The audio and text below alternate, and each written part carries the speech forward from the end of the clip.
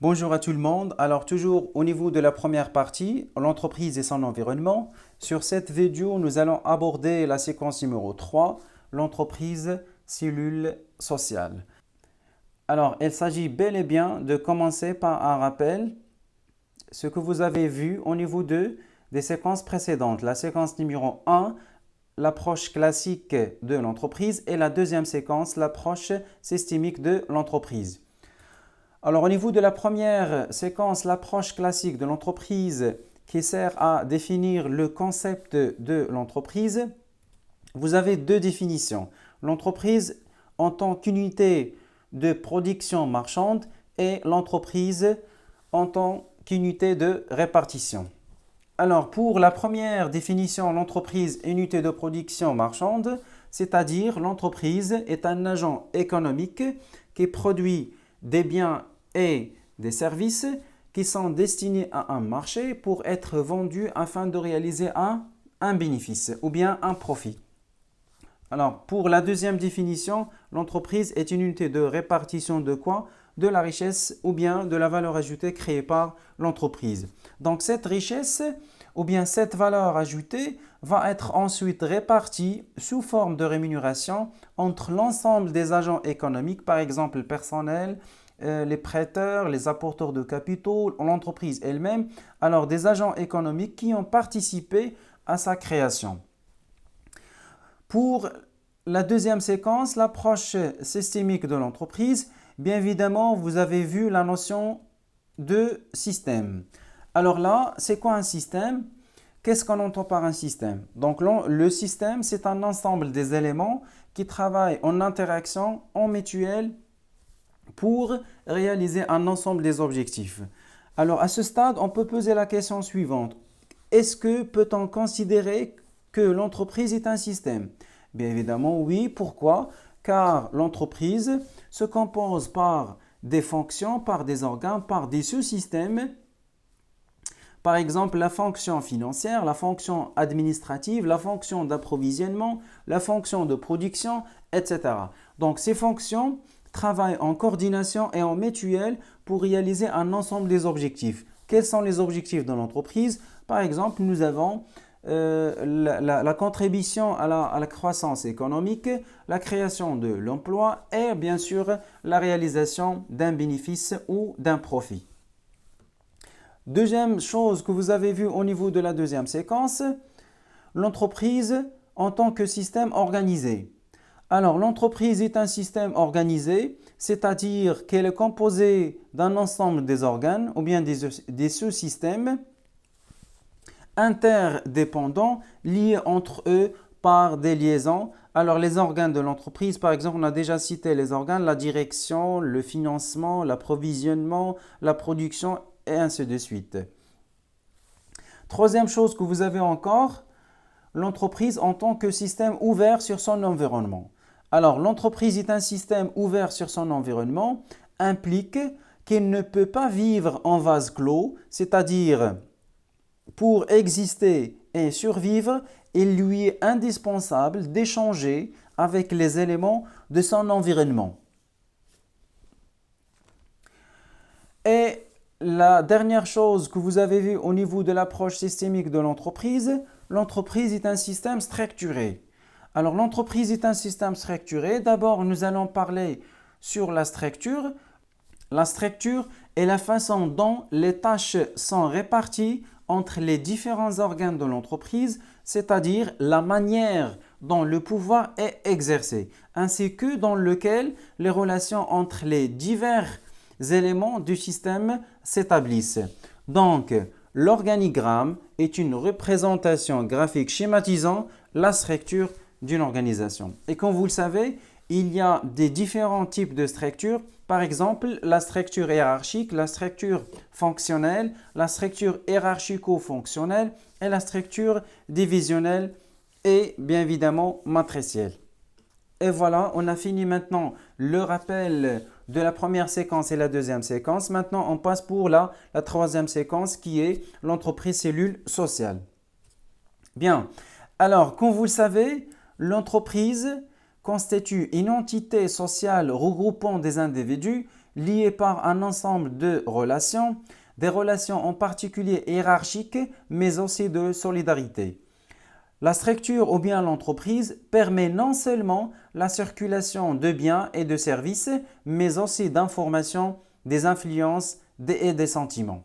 Donc les activités de production et de commercialisation requièrent la collaboration d'hommes et de femmes aux compétences et attentes diverses.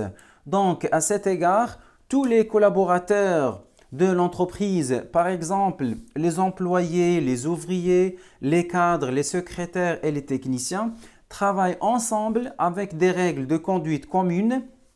Ces règles sont en effet les moyens pour lesquels les tâches sont exécutées et coordonnées et bien sûr les produits sont fabriqués et vendus. Donc, vis-à-vis de son personnel, l'entreprise a deux fonctions, une fonction économique et une fonction sociale. Une fonction économique, c'est-à-dire l'entreprise procure à ses salariés un revenu leur permettant de subvenir à leurs besoins. Et une fonction sociale, l'entreprise permet aux individus d'être actifs, de communiquer, de se sentir utiles et de faire usage de leurs capacités physiques ou intellectuelles.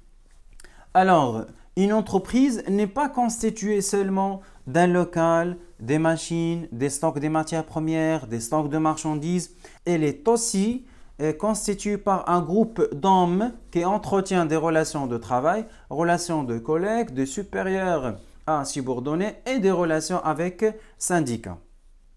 Et voilà, maintenant on passe pour le plan de présentation. Alors nous avons trois chapitres. Premièrement, le chapitre l'analyse du groupement humain. Deuxième chapitre, l'école de relations humaines. Troisièmement, donc bien troisième chapitre, la politique sociale de l'entreprise. Alors on commence par le premier chapitre, analyse du groupement humain. Voilà, alors en commençant par la notion de groupe. Qu'est-ce qu'on entend par le groupe? Alors pour définir cette notion, le groupe est un ensemble d'individus en collaboration pour la réalisation d'objectifs qui lui sont assignés.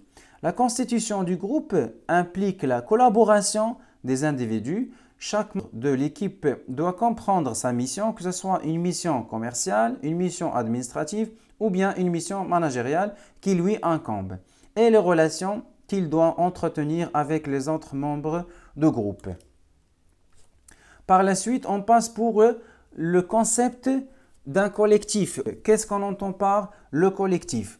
Alors, le collectif est le sentiment d'appartenance qui naît chez chaque membre du groupe lorsque le travail de l'équipe est réel. Le collectif aussi est un facteur essentiel de performance de l'équipe. Sans collectif, il n'y a pas d'équipe. Alors, ce sentiment est étroitement lié aux modalités d'apprentissage du métier. Par la suite, ce dernier doit alterner des périodes de mise en place d'une routine professionnelle qui a pour finalité de sécuriser l'équipe et de changements d'habitude permettant de la faire évoluer. Après le collectif, on passe maintenant pour les phénomènes de leadership. Le leadership est l'ascendant qui prend un individu sur un groupe. Il a plusieurs origines. Le leadership légitime, technique et informel. Le leadership légitime est l'autorité donnée à l'individu par sa fonction. Le manager a cette légitimité pour l'appliquer dans le milieu de travail. Le leadership technique est l'autorité fondée sur les compétences, c'est-à-dire le savoir-faire et le savoir-être de l'individu. Et finalement, le leadership informel, c'est-à-dire elle est caractérisée par l'ascendant naturel d'un individu sur le groupe par rapport à sa personnalité. On peut l'identifier comme le charisme de l'individu. Et voilà, on passe maintenant aux conflits dans le groupe. Alors, les conflits sont propres à tout groupe humain. Dans l'entreprise, on est confronté à cette situation. Ils apparaissent pour des motifs internes, par exemple l'incompatibilité entre personnalités, les différences de performance en termes de résultats, non-potentialité économique et la réorganisation de l'équipe avec l'intégration de la nouvelle technologie d'information et de communication. Ou des motifs externes à l'équipe, par exemple la réorganisation de l'entreprise, la perte de clients, surcroît d'activité, le climat socio-économique et mesures gouvernementales. Avant que le conflit éclate, bien évidemment, on doit procéder à la régulation des tensions et à la recherche des solutions. Les études sociologiques et psychologiques de l'homme au travail ont mis en évidence les caractéristiques suivantes des groupes humains au travail. Le groupe humain obéissant à une structure organisationnelle attend une participation à l'information, à la conception et à la réalisation des objectifs de l'entreprise. Les groupes organisés en départements et en divisions tissent des réseaux de coopération et d'entente et attendent des motivations et intéressements à la productivité du groupe. Les femmes et les hommes compétents ont des besoins d'accomplissement à satisfaire et attendent une rémunération individualisée et des perspectives de carrière. Alors, on constate que si l'entreprise est une structure productive qui répartit des richesses, elle a la fonction économique de l'entreprise et qui évolue au sein de son environnement, elle est aussi un groupement humain structuré, géré et dirigé. Elle a la fonction sociale parce qu'elle emploie des individus qui ont des aspirations à exaucer. En effet, l'entreprise est constituée des femmes et des hommes qui ont des compétences et des besoins différents. Donc, ces besoins ne sont pas seulement physiologiques, par exemple l'alimentation et l'habillement, mais également sociaux et psychologiques, par exemple la communication et l'appartenance à un groupe humain. Donc, ces êtres humains attendent une rémunération et une perspective de carrière. Alors, pour le deuxième chapitre, l'école des relations humaines, les critiques du taylorisme ont ciblé les mauvaises conditions du travail et la négligence de la dimension psychosociale des salariés. Pourquoi? Parce que le salaire étant considéré comme l'unique motivation. Donc, l'étude des conditions matérielles du travail a donné naissance à l'ergonomie. L'ergonomie, c'est-à-dire l'étude scientifique des conditions de travail et des relations entre l'être humain et la machine. Sinon, une adaptation d'un environnement de travail, par exemple les outils, le matériel et l'organisation, a besoin de l'utilisateur. Alors, l'étude de la psychologie et du comportement des individus et des groupes au travail a permis une analyse globale des facteurs de motivation. Ces études ont été menées par un groupe de chercheurs pluridisciplinaires connus sous le nom de École des relations humaines. Alors, les travaux de l'École des relations humaines ont commencé au début du 1927 avec les expériences de Elton Mayo. L'œuvre de Mayo fut prolongée et enrichie par les travaux de Frédéric Herzberg et l'école psychosociologique comprenant les études de Maslow et MacGregor. Donc, les principales idées pour ces auteurs sont donc l'individu dans une organisation ne réagit pas uniquement comme une personne, mais aussi comme un membre du groupe. Le salaire n'est pas le seul élément capable de motiver l'homme. Et bien sûr, l'acquisition d'un statut dans une organisation constitue un élément de motivation. Alors, en commençant par Elton Mayo.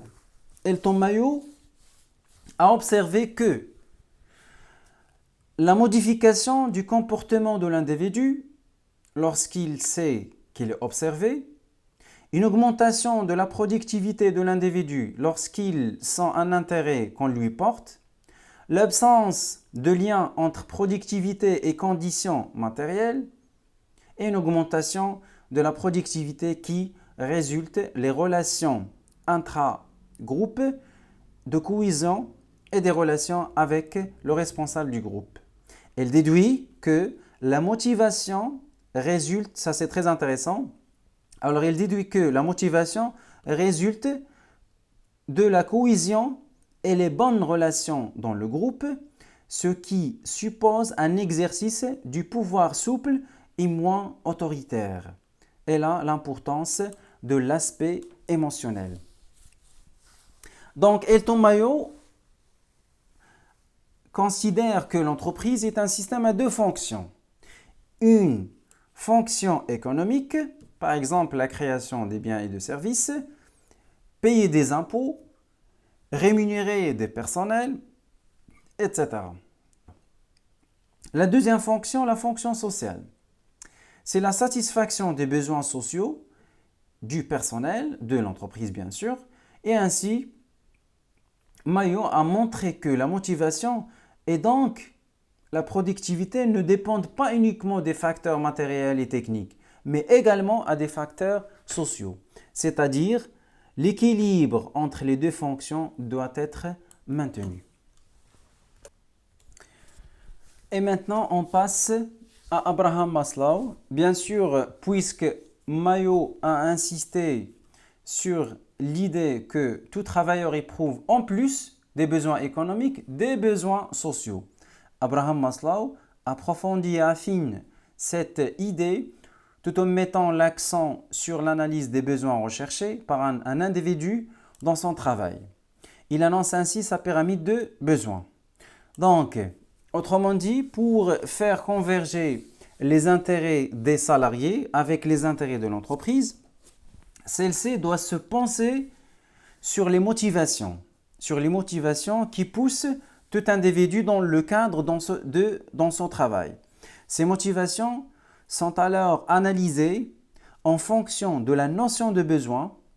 En économie, comme vous le savez, le terme de besoin désigne toute sensation de manque qu'un individu cherche à combler. Donc le salarié sera d'autant plus incité à travailler que l'entreprise sera en mesure de satisfaire ses besoins.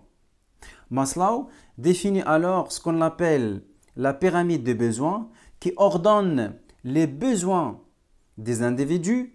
Cette pyramide se décompose en 5 étages qui sont décrits comme suit.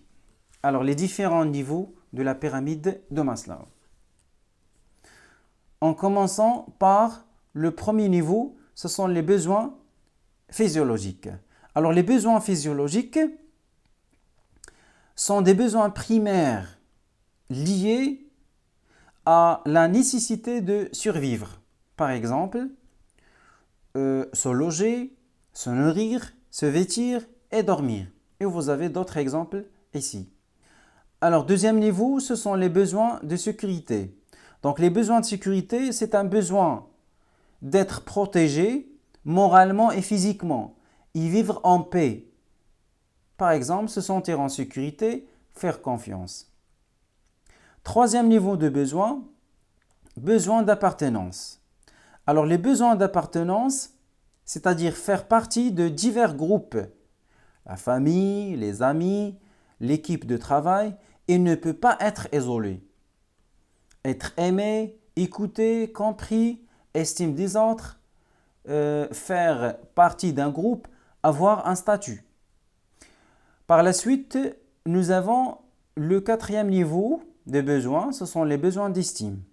Les besoins d'estime, c'est-à-dire besoin d'être reconnu, estimé par soi et par les autres. Par exemple, besoin de considération, besoin de respect, un sentiment d'être utile et d'avoir de la valeur, conserver son identité. Et finalement, le dernier niveau de besoin, ce sont des besoins d'accomplissement ou bien de s'accomplir, c'est-à-dire développer ses connaissances, développer ses valeurs, ou bien un besoin d'utiliser toutes ses capacités, de développer ses compétences et ses connaissances personnelles, de perfectionner aussi. Alors, la notion de pyramide renvoie à l'idée qu'un individu ne cherchera à satisfaire ses besoins supérieurs accomplissement par exemple, que s'il peut satisfaire ses besoins inférieurs physiologiques. Et voilà. Par la suite, Friedrich Herzberg. Alors, selon Friedrich Herzberg, la satisfaction